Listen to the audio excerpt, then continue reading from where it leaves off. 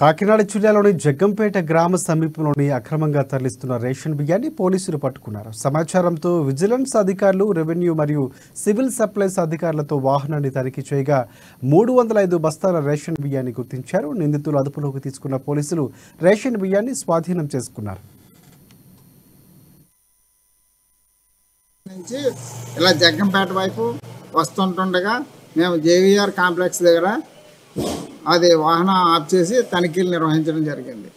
ఆ వాహనంలోని ఐసర్ వ్యాన్, ఈ వాహనంలోని డ్రైవర్గా ఉన్నటువంటి నామాల వీరబాబు, సన్నపు లోవకుమార్ అనేవారు ఈ వాహనం ఎక్కడికి వెళ్తుంది ఏంటి వివరం అడిగాము.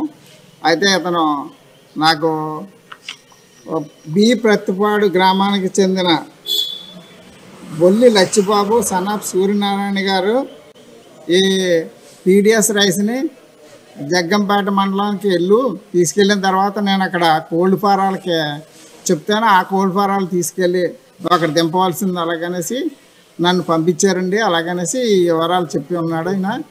అయితే అతన్ని ఈ లచ్చబాబుని కూడా వివరాలు అడగగా నేను కోల్డ్ ఫారాలకి పంపించమన్నానండి.